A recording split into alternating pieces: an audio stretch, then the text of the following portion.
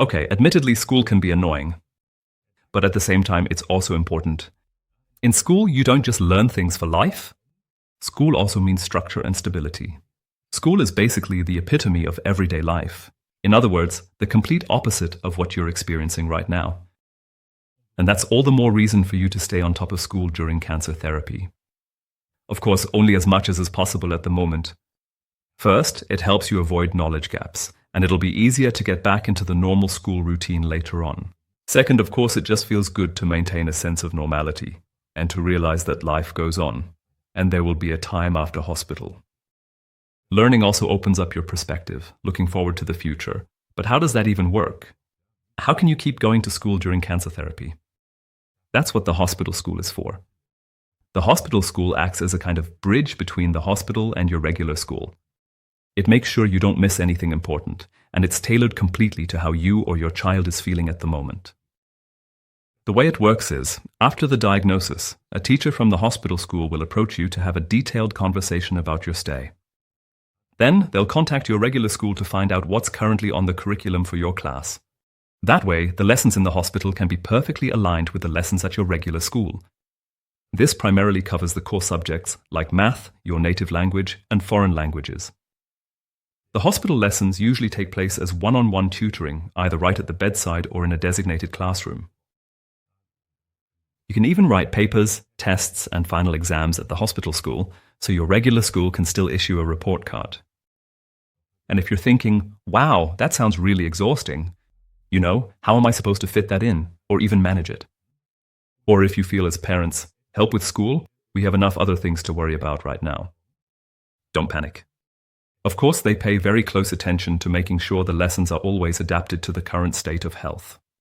Yes, and of course about how capable you as a teenager or your child is at the moment. The teachers at the hospital school will always keep that in mind.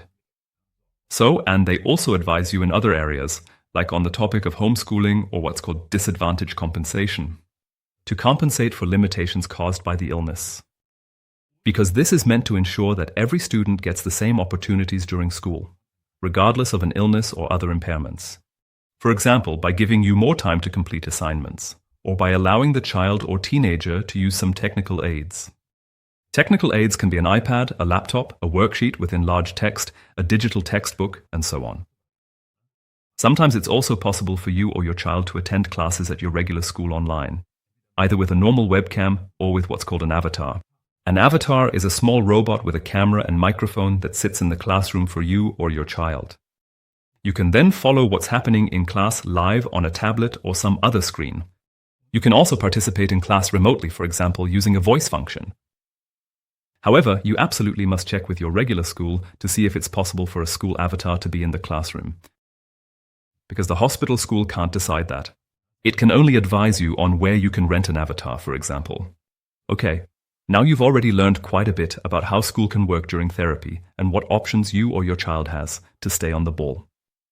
But school is so much more than that. It's also very much about community and how you interact with each other. With a difficult topic like cancer, that can be sometimes tricky. But the teachers at the hospital school and the psychosocial team will also advise you on how you can talk about the illness with your classmates. And they will also support you in maintaining contact and ensuring a smooth transition back to your regular school. In some cases, for example, certain integration aids or support measures can be helpful when it's time to return to normal daily life. After the intensive therapy ends, the teacher from the hospital school will discuss with you exactly how the return to your regular school can go as smoothly as possible. And you can also read up on this in more detail in the brochures from the Children's Cancer Foundation, or they may have other brochures available at your ward. All the important information is summarized in there as well. So, have the courage to keep pursuing your goals in life and use school as a chance to bring a bit of normality into your situation. And who knows, maybe it's also the perfect opportunity to, in your own time and even with one-on-one tutoring, discover a whole new side to a subject that you've always been at war with.